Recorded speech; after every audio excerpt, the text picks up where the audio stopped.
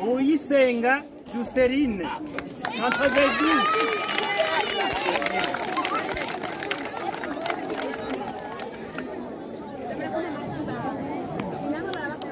Deuxième, Wakabili, Kolichiza Laura Percy, 91 points.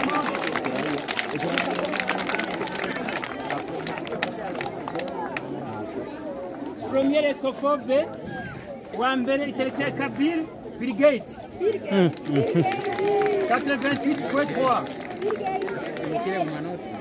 Womukire. Deuxième, Akimana Nusra, 86.8.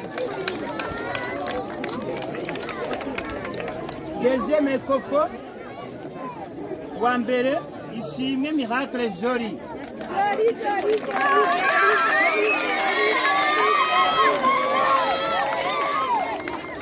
Deuxième,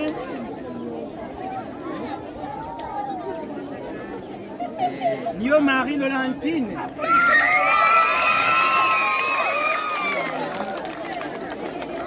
Troisième, Kofo Wambere, Nahiman Ilham.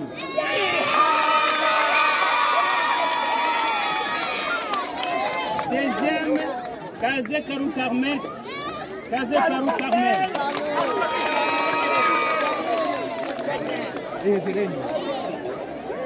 Quatrième Ekofo, Wambere Ezagire Reine-Marie Joska. Deuxième, Abaïkoune Aimé Briand.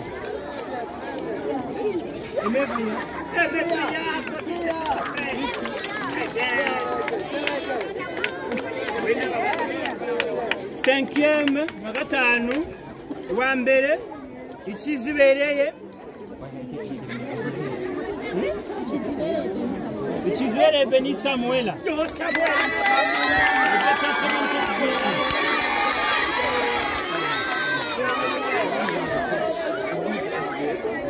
Deuxième, Maonimana Benjes avec 86 points.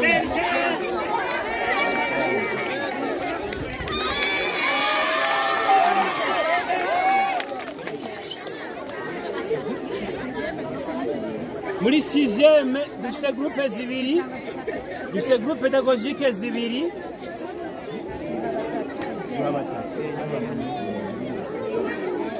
Kandi muri sixième duha batatu ba mbere, wa mbere aronka zibiri, wa kabiri imwe, wa gatatu imwe. Rero muri sixième groupe A rimwe abana 19.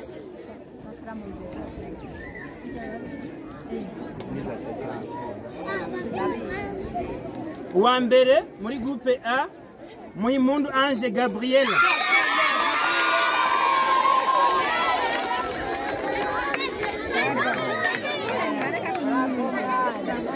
Deuxième, Itelteka Bernice, 91%.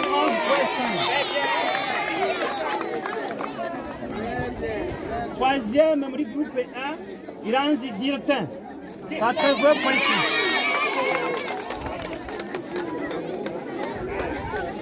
Sixième groupe B, première, la Nézraza Angemène Leila.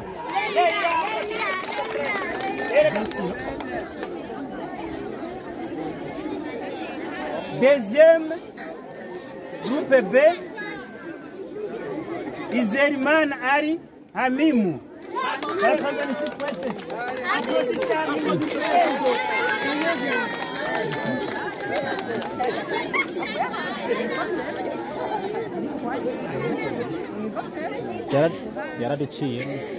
Troisième, il y a Nasri, 85.2. Très bien.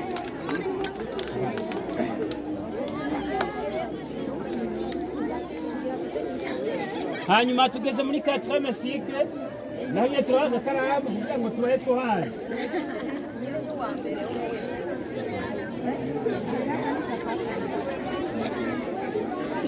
Kasi. Definitely kama ni pagara. Muri 7e 8e turabasitira nyine mugabo uri ampe VIP. Kubera bakuze. Nakabike kandi kayakompanye. uwa mbere muri 7e Mpabonimana Domberger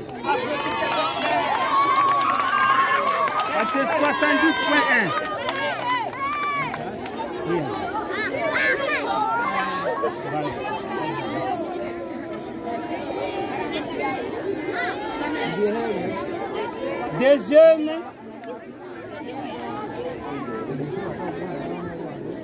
Deuxième, Yegushimwa Solange 60.33. Kumva kuba kabira musumbya uwambira gusumbya 10% wewe.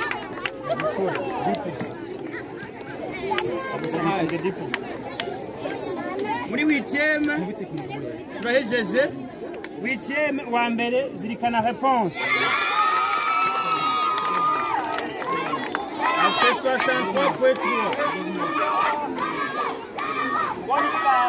Kidabra mani yavuye.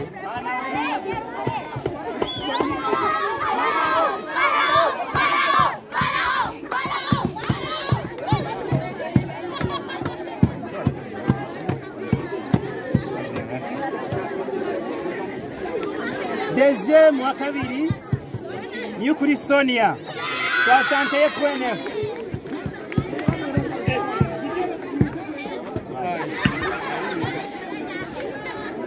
Nimere naduhereze bikurikira mu cyamugenda mu mashure murakoze umunsi mwiza.